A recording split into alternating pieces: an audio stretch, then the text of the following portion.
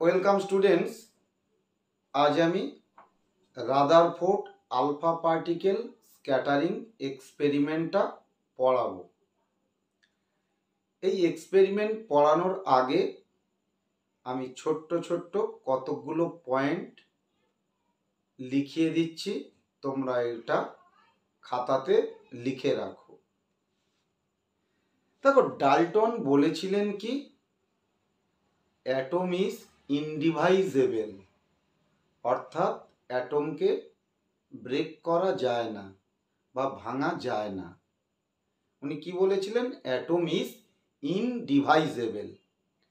কিন্তু দেখা গেছে কি অ্যাটম ইজ ডিভাইজেবল, তাই না? তাহলে তোমরা এখানে প্রথমে লেখো যে atom is divisible and it is made by three principal subatomic particles। অর্থাৎ অ্যাটম ডিভাইজেবল, অর্থাৎ অ্যাটমকে ভাঙা যায়, এবং উহা কি কি নিয়ে তৈরি না? থ্রি প্রিন্সিপাল সাবঅ্যাটমিক পার্টিকেল, তিনটে প্রধান পার্টিকেল, প্রধান কণা, একটা ইলেকট্রন, প্রোটন আর নিউট্রন। ঠিক আছে, তাহলে আমরা এক নম্বরে কি বলছি না ইলেকট্রন, নাম্বার টুতে বলছি কি প্রোটন, আর নাম্বার থ্রিতে বলছি নিউট্রন। ঠিক আছে, প্রথম এটা আমরা জেনেছি। আচ্ছা, এবারে এই ইলেকট্রনটা নিয়ে আমাদের একটু পড়তে হবে, অর্থাৎ ইলেকট্রনের জেনারেল কতগুলো ক্যারেক্টারিস্টিক্স আমার একটু জানা দরকার। এই প্রোটন নিউট্রনের এদের ক্যারেক্টারিস্টিক্স আমাদের কোনো কাজে লাগে না, কিন্তু ইলেকট্রনের জেনারেল ক্যারেক্টারিস্টিক্স আমাদের একটু জানতে হয় এবং কাজে লাগে। ঠিক আছে, তাহলে এবারে তোমরা সাবহেডিং করো some general characteristics of electron. ঠিক আছে, some general characteristics of electron. তাহলে এখানে আমি নাম্বার ওয়ানে বলছি যে কি না electron is discovered by J J Thomson. কি বললাম? ইলেকট্রন ইজ ডিসকভার্ড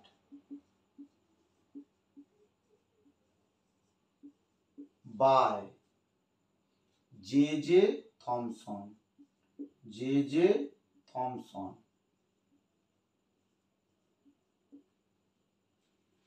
ঠিক আছে, electron is discovered by J J Thomson. কোন এক্সপেরিমেন্টের মাধ্যমে ইলেকট্রন ডিসকভার হয়েছিল না? লেখো, it was discovered by cathode ray experiment. বললাম ইট ওয়াজ discovered by cathode ray experiment।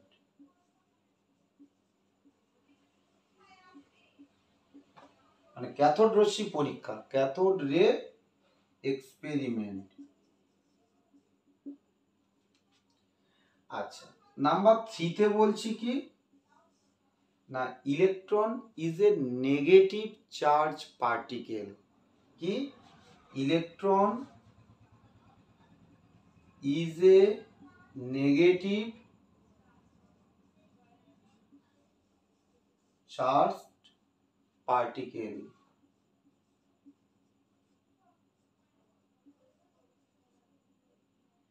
R it is denoted by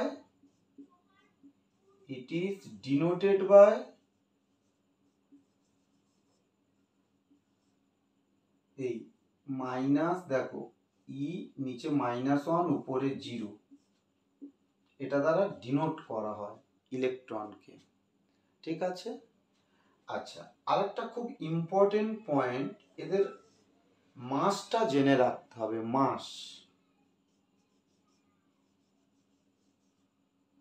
মাস কত না 9.108 ইন্টু 10⁻⁻31 কেজি। গ্রামে যদি করি কত হবে, 1000 দিয়ে মাল্টিপ্লাই করবে, তার মানে 10⁻28 গ্রাম হবে। 1000 দিয়ে মাল্টিপ্লাই করলে কত হবে, -10⁻28 হবে। ঠিক আছে। আচ্ছা, আর এই 5 নম্বরে চার্জ কত না 4.8 ইন্টু 10⁻10 ESU, ইলেকট্রোস্ট্যাটিক ইউনিট। দেখো এটা কিন্তু সিজিএস ইউনিট, এটা সিজিএস ইউনিট। আমাদের এসআই ইউনিটটাও মনে রাখতে হবে। এসআই ইউনিটটা কত না 1.6 ইন্টু 10⁻19 কুলম, এইটা এসআই ইউনিট।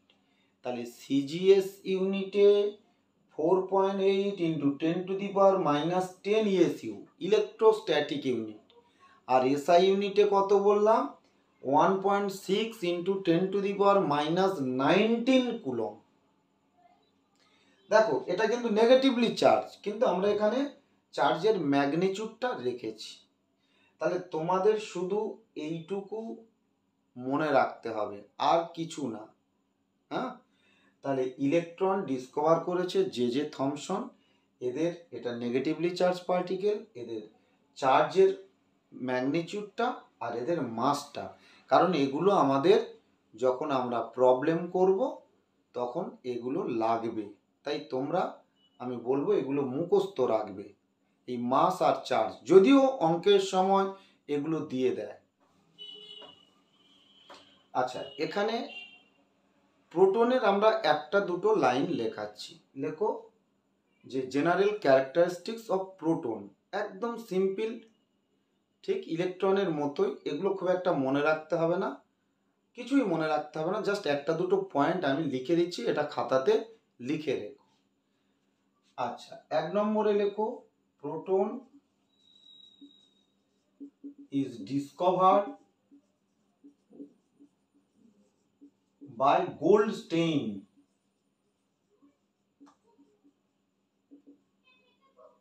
কোন এক্সপেরিমেন্ট? 2 নম্বর লেখো অ্যানোড এক্সপেরিমেন্ট, অ্যানোড রে এক্সপেরিমেন্ট। 3 নম্বরে বলছে এটা positively charge particle, positively charge particles. 4 নম্বরে বলছি কি না, দেখো এর চার্জ যা ইলেকট্রনের চার্জ তাই, শুধু এটা পজিটিভ আর ওটা কি নেগেটিভ, এই তো। আর এতে কিভাবে ডিনোট করা হয় ব্র্যাকেটে লিখে দিচ্ছি, 1 1 বা P1+1 এইভাবে ডিনোট করা হয়।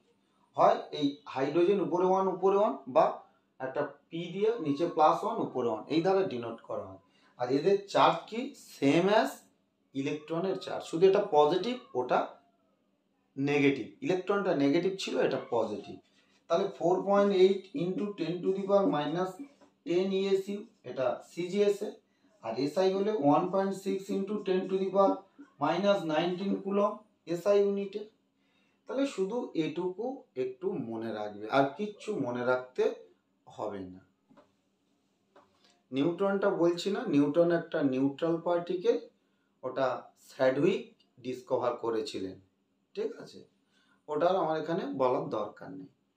কিন্তু দেখো তাহলে 3 জন সায়েন্টিস্ট, জে থমসন ইলেকট্রন আবিষ্কার করলেন, গোল্ডস্টেইন প্রোটন আবিষ্কার করলেন, আর স্যাডউইক নিউট্রন আবিষ্কার করলেন। ইলেকট্রনের চার্জ নেগেটিভ, প্রোটনের চার্জ পজিটিভ, নিউট্রনটা নিউট্রাল। কিন্তু এই পার্টিকেলগুলো অ্যাটমের মধ্যে এক্সাক্ট কোথায় আছে সেটা কিন্তু তখন জানা ছিল না। তাই তাদের এক্সাক্ট পজিশন কেমন হবে বা কোথায় হবে অ্যাটমের মধ্যে, সেই জন্যে তোমার সায়েন্টিস্ট রাদারফোর্ড প্রথম একটা এক্সপেরিমেন্ট করলেন, যাকে আমরা বলি Rutherford alpha particle scattering experiment. তাহলে প্রথমে তোমরা হেডিং করো Rutherford's alpha particle scattering experiment. দেখো, এই এক্সপেরিমেন্টটা শেখার আগে আমাদের জানতে হবে যে হোয়াট ইজ আলফা পার্টিকেল, তাই না? What is alpha particle. তাহলে আলফা পার্টিকেল দেখো আমরা বলছি যে alpha particle is 2 unit positively charged helium ion. কি বললাম? 2 unit positively charged helium ion. তাহলে আমরা এই আলফা ইকুয়াল টু কি বললাম? এরকম হিলিয়ামের মাস কত? 4 আর প্রোটন কত? 2। এটাই হিলিয়াম। তাহলে এর থেকে যদি দুটো ইলেকট্রন রিমুভ করা হয় তখন এর উপরে কি হচ্ছে? 2 পজিটিভ। তার মানে দেখো এটা এখন আয়ন হয়ে গেল, যেহেতু পজিটিভ চার্জ প্রেজেন্ট। তার মানে আলফা পার্টিকেল একটা পজিটিভ চার্জ পার্টিকেল এবং এর মাস 4 ইউনিট। ক্লিয়ার? এই জায়গাটা বোঝা গেল। আচ্ছা, কি করে এইটা হয়? দেখো, একটা অ্যাটম, ধর এখান থেকে একটা ইলেকট্রন বের করলে M+, তাহলে আর একটা ইলেকট্রন যদি বের করি M2+, তেমন এখান থেকে কি এর প্রোটন 2 প্রেজেন্ট আছে, শুধু ইলেকট্রন দুটো বের করে নেওয়া হয়েছে, তাই এর উপরে দুটো পজিটিভলি চার্জ তৈরি হয়েছে। হ্যাঁ, ডাবল পজিটিভ চার্জ কি হয়েছে? অ্যারাইজ করেছে। ঠিক আছে, তাহলে এখানে ক্লিয়ার। তাহলে আমরা বললাম alpha particle is 2 unit positively charge helium ion. তার মানে 2 একক পজিটিভ চার্জ যুক্ত হিলিয়াম আয়ন। এইটা যেন সবার ক্লিয়ার থাকে। আচ্ছা, এবার আমি তোমার এক্সপেরিমেন্টটা দেখাবো, যেটা লেখা আছে আমাদের আলফা পার্টিকেল স্ক্যাটারিং এক্সপেরিমেন্ট, সেইটা আমরা এবার দেখাবো। দেখো, এই এক্সপেরিমেন্টটা করতে গেলে আমাদের 3টে মেটেরিয়াল রিকোয়ার্ড হয়। এখানে দেখো, প্রথমে আমরা এখানে বলছি কি একটা এইরকম সোর্স নিতে হবে, সোর্স অফ আলফা পার্টিকেল। এইটাকে বলছি কি না, এখানে একটা লেডের ব্লক, লেড মানে সীসা, সীসার একটা বাক্স, লেড ব্লক বললাম। এর মধ্যে কি কারা আলফা পার্টিকেল ইমিট করে না? Radio active element. তাহলে রেডিও অ্যাক্টিভ এলিমেন্ট এখানে কি নেওয়া হয়েছে না? Radium bromide, radium bromide Br2। দেখো, এখানে রেডিয়ামটা কিন্তু রেডিও অ্যাক্টিভ। এই রেডিয়াম কি আলফা পার্টিকেল ইমিট করবে। তাহলে এখানে একটা টাইনি হোল, সূক্ষ্ম ছিদ্র থাকে, টাইনি হোল। আর এখানে কি রাখা হয়েছে না? একটা ছোট্ট গোল্ড ফয়েল, খুব একটা পাতলা গোল্ড ফয়েল, সোনার পাত, এটাকে আমরা বলি সোনার পাত, গোল্ড ফয়েল। এটা কত মিলিমিটার না? 0.0004 মিলিমিটারের মতো এদের থিকনেস। ঠিক আছে, তাহলে এখান থেকে দেখো এই আলফা পার্টিকেল সোর্স থেকে যাচ্ছে, গিয়ে এখানে তোমার স্ট্রাইক করছে গোল্ড ফয়েলে, মানে গোল্ড ফয়েলের উপরে স্ট্রাইক করছে, ধাক্কা মারছে। আর এর এদিকে রাখা হয়েছে কি একটা জিঙ্ক সালফাইডের স্ক্রিন, ZNS স্ক্রিন। তার মানে জিঙ্ক সালফাইডের একটা পর্দা রাখা হয়েছে। ঠিক আছে, তাহলে এখানে উনি কি দেখলেন না? এখান থেকে দেখো most of the alpha particle এই সোজা গিয়ে জিঙ্ক সালফাইডের উপরে কি করেছে? পড়েছে, স্ট্রাইক করেছে, ধাক্কা মারছে। আর 2-1টা আলফা পার্টিকেলের কি হয়েছে? তোমার তাদের ডেভিয়েট করেছে, তারা স্ট্রেট লাইন না গিয়ে তাদের পথের ডেভিয়েশন হয়েছে, বেঁকে গেছে এদিকে। তাহলে এইটা হচ্ছে সোর্স অফ আলফা পার্টিকেল। এটা কি সোর্স অফ আলফা পার্টিকেল, ঠিক আছে। আর এটা গোল্ড ফয়েল, আর এটা হচ্ছে জেডএনএস স্ক্রিন। তাহলে জেডএনএস স্ক্রিনে যখন তোমার এই আলফা পার্টিকেলগুলো স্ট্রাইক করে তখন ফ্লুরোসেন্ট তৈরি হয়।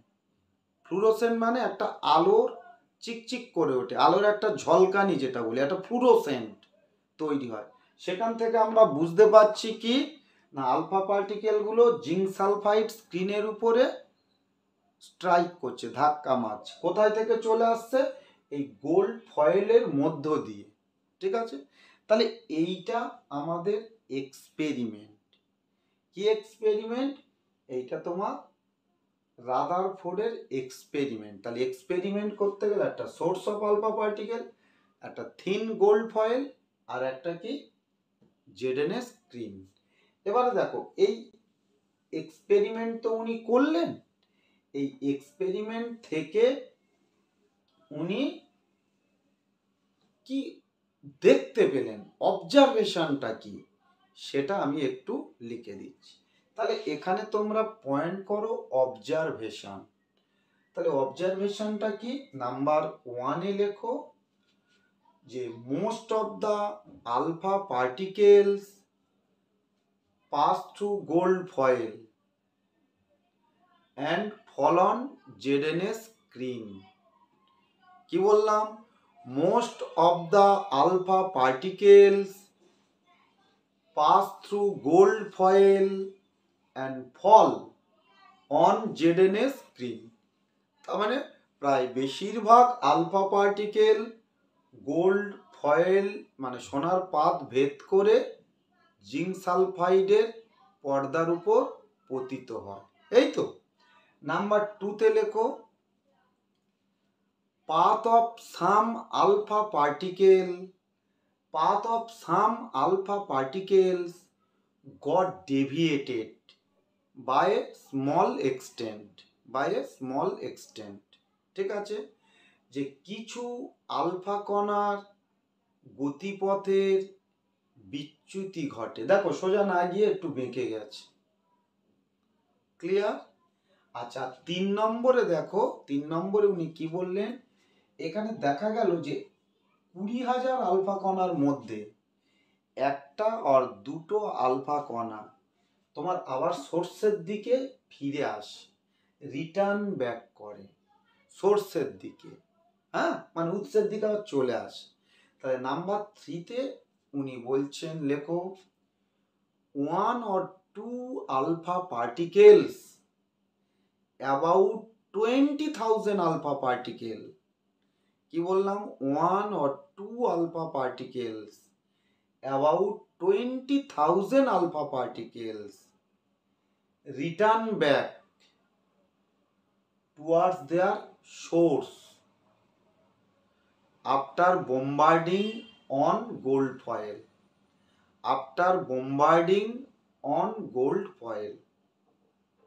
তার মানে এই গোল্ড ফয়েলে বোম্বার্ডিং মানে ধাক্কা খাওয়ার পরে 1 থেকে 2টো আলফা পার্টিকেল উৎসের দিকে ফিরে আসছে, সোর্সের দিকে রিটার্ন ব্যাক করছে, ঠিক আছে। আমি কি বললাম তাহলে বুঝতে পারলে? যে 20,000 আলফা পার্টিকেলের মধ্যে একটা বা দুটো আলফা পার্টিকেল তোমার এই সোনার পাতে গোল্ড ফয়েলে ধাক্কা খাওয়ার পর মানে বোম্বার্ডিং এর পর সোর্সের দিকে ফিরে আসে, উৎসের দিকে ফিরে আসে, ঠিক আছে, ক্লিয়ার? আচ্ছা, তাহলে এই গেল আমাদের অবজারভেশন। মানে রাদারফোর্ডের অবজারভেশন, ঠিক আছে। আচ্ছা, আমরা তাহলে প্রথমে রাদারফোর্ড এক্সপেরিমেন্ট দেখালাম, তারপর অবজারভেশনগুলো দেখালাম, এবারে কনক্লুশন। এই রাদারফোর্ড কনক্লুশনকে আমরা বলি রাদারফোর্ডস মডেল। তাহলে হেডিং লেখো রাদারফোর্ডস কনক্লুশন অর রাদারফোর্ডস মডেল। তাহলে এখানে প্রথমে রাদারফোর্ড কি দেখলেন ভালো করে দেখো। উনি দেখলেন, আমি যে এক্সপেরিমেন্টটা করেছি ওটা ছোট্ট করে দেখাচ্ছি, যে এইরকম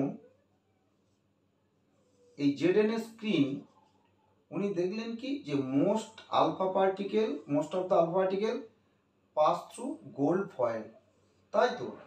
এবারে কিছু জন আর তোমার ডেভিয়েট করেছিল তাদের পথ, আর 1 or 2 return back towards their source. তাহলে উনি প্রথমে বললেন যে maximum space of the atom is empty. তাহলে 1 নম্বরে লেখো maximum space of the atom is empty. কেন? যে maximum alpha particle pass through gold foil, তাই না?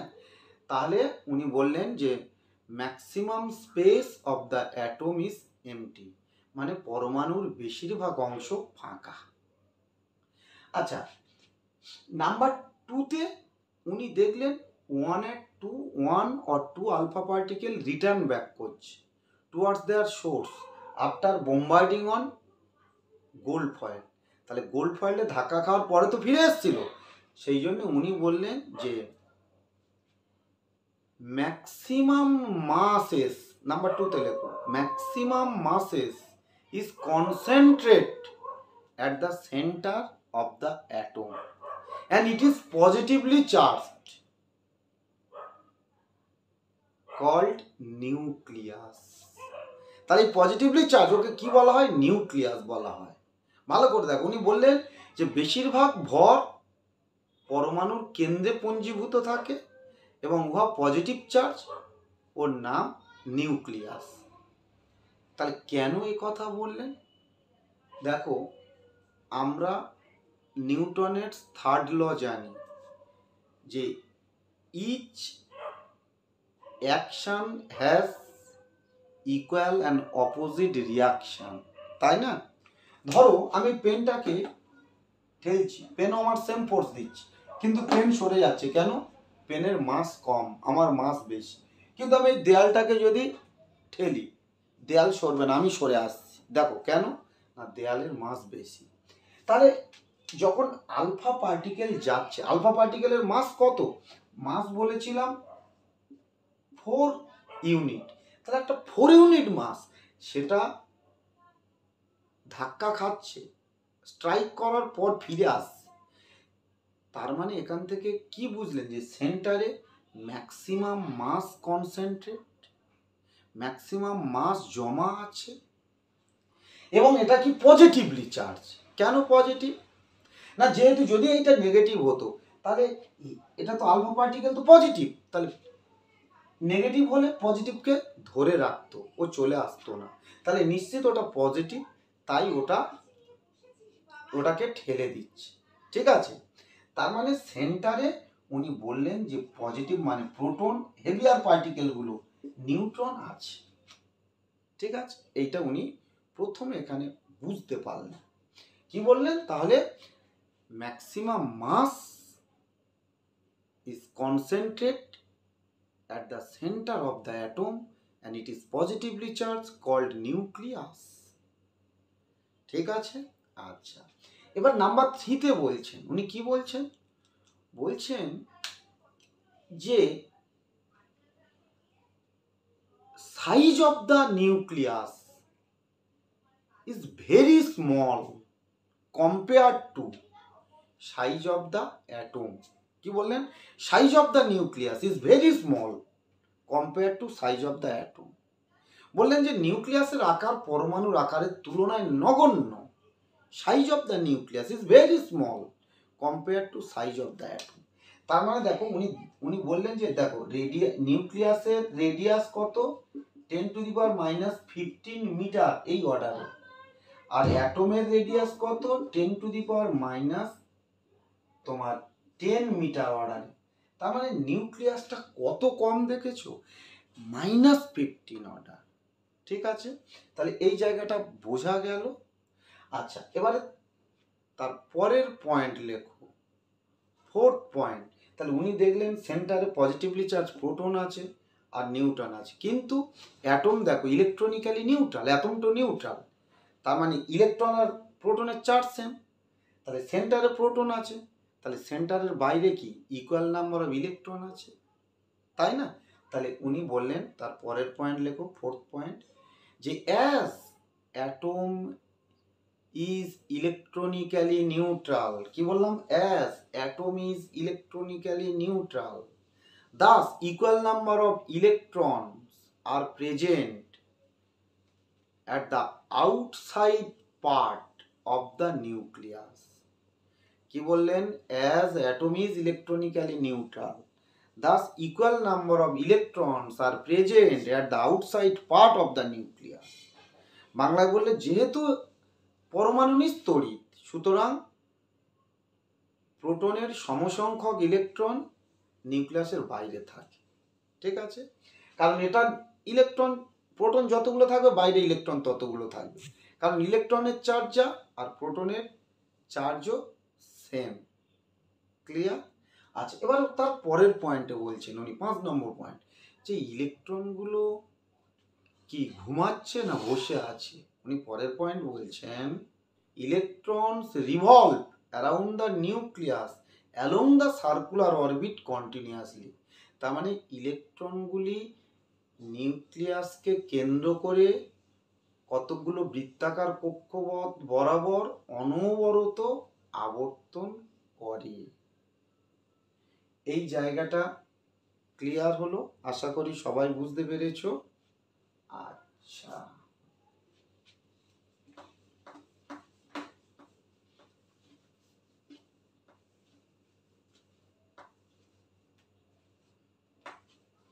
তার মানে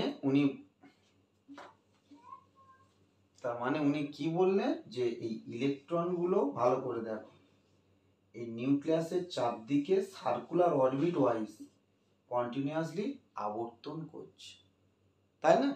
ইলেকট্রন কি করছে, নিউক্লিয়াসকে কেন্দ্র করে বৃত্তাকার পথে অনবরত আবর্তন করে। Electron revolves around the nucleus along circular orbit continuously, এই কথা বললেন, ঠিক আছে? আচ্ছা, তোমরা জানো, দেখো কোনো একটা সুতোতে একটা পাথর বেঁধে যদি ঘোরাও, তাহলে পাথরটা যদি খুলে যায় কোন দিকে চলে যাবে? ট্যানজেনশিয়ালি বাইরের দিকে। তাহলে এরকম বাইরের দিকে চলে যাবে। তাহলে এই বাইরের দিকে যে ফোর্স কাজ করে একে কি বলা হয়? সেন্ট্রিফিউগাল ফোর্স, অপকেন্দ্র বল, সেন্ট্রিফিউগাল ফোর্স। কিন্তু একে ধরে রেখেছে কি? ইলেকট্রন নেগেটিভ, আর সেন্টারে কি আছে? প্রোটন পজিটিভ, জেডটা প্রোটন। তাহলে একটা ইলেকট্রনের যা চার্জ, একটা প্রোটনের চার্জ তাই সেম। তাহলে জেডটা প্রোটনের চার্জ কি? জেডই। তাহলে এইটাকে ধরে রেখেছে নিউক্লিয়াস। এটা কি? এই পজিটিভ আর নেগেটিভ চার্জের মধ্যে যে অ্যাট্রাকশন, একে বলি কি? Electrostatic attraction. ইংরেজিতে বলি সেন্ট্রিপিটাল ফোর্স। তাহলে বাইরের দিকে যে ফোর্সটা কাজ করছে ওটা সেন্ট্রিফিউগাল ফোর্স। এটাকে বলি mv²/r, এর ফর্মুলা সেন্ট্রিফিউগাল ফোর্স, অপকেন্দ্র বল। আর ভেতরে যে ফোর্সটা কাজ করছে এটা কি? সেন্ট্রিপিটাল ফোর্স, মানে তোমার এটাকে বলি জেডি ইন্টু ই/r², এই ফোর্সটা। এটা সেন্ট্রিপিটাল, আর এটা সেন্ট্রিফিউগাল, আর এটা সেন্ট্রিপিটাল। আরটা কি? এই রেডিয়াস, এই নিউক্লিয়াস থেকে ইলেকট্রনের ডিস্টেন্স, যেটা প্রোটন নাম্বার, এটা ইলেকট্রনের চার্জ। তাহলে এই দুটো ফোর্স, এটা সেন্ট্রিফিউগাল ফোর্স আর এই সেন্ট্রিপিটাল ফোর্স, এই দুটো ফোর্স কি? ইকুয়াল। ওই জন্য ইলেকট্রন বাইরেও চলে যায় না বা নিউক্লিয়াসে পড়ে না, ঠিক আছে? তাহলে এখানে তোমরা একটু লিখে রাখো পরের পয়েন্টটা, লেখো, during revolving around the nucleus along the circular orbit, during revolving around the nucleus along circular orbit, centrifugal force of the electron is counterbalanced by centrifugal force of the electron is counterbalanced by centripetal force. তাহলে কি বললাম? বাংলায় যে নিউক্লিয়াসকে কেন্দ্র করে বৃত্তাকার কক্ষপথের আবর্তনকালে ইলেকট্রনের অপকেন্দ্র বল এই কুলম্বীয় আকর্ষণ বল দ্বারা প্রশমিত হয়। Centrifugal force is counter balanced by centripetal force. তাহলে এইটা আমরা এখানে লিখে দিচ্ছি, তার মানে এখানে ইকুয়েশনটা লেখো m v square by r equal to কি Z square by r square. এটাই হচ্ছে রাদারফোর্ডস ইকুয়েশন, এটাই রাদারফোর্ডস ইকুয়েশন। এটা তোমার মনে রাখতে হবে। এমটা কি mass of electron, v velocity of electron, আর রেডিয়াস অফ অ্যাটম, আর জেডটা প্রোটন নাম্বার। কি বললাম? এমটা mass of electron, v velocity of electron,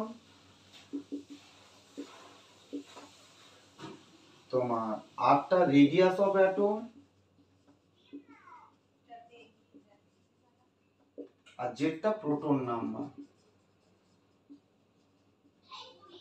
এই হলো আমাদের কনক্লুশন, রাদারফোর্ডস কনক্লুশন। আর এই ইকুয়েশনটা তোমাকে মনে রাখতে হবে। আচ্ছা, এবারে তোমরা হেডিং করো লিমিটেশনস অফ রাদারফোর্ড মডেল। দেখো, রাদারফোর্ড বলেছিলেন electron revolve around the nucleus continuously, কিন্তু এখন মডার্ন ইলেকট্রোম্যাগনেটিক থিওরি তারা বলছে যে ইলেকট্রন যদি নিউক্লিয়াসের চারদিকে কন্টিনিউয়াসলি রিভলভ করে তাহলে ইলেকট্রন কন্টিনিউয়াসলি এনার্জি রিলিজ করবে। তাহলে একটা সময় ইলেকট্রন এনার্জি শেষ হয়ে যাবে, তখন ইলেকট্রন কি নিউক্লিয়াসে পড়ে যাবে। তখন ইলেকট্রন যদি নিউক্লিয়াসে পড়ে যায় তাহলে অ্যাটমের তো এক্সিস্টেন্স থাকবে না। তাহলে রাদারফোর্ড থিওরি কি অ্যাটমের এক্সিস্টেন্স এক্সপ্লেন করতে পারছে না।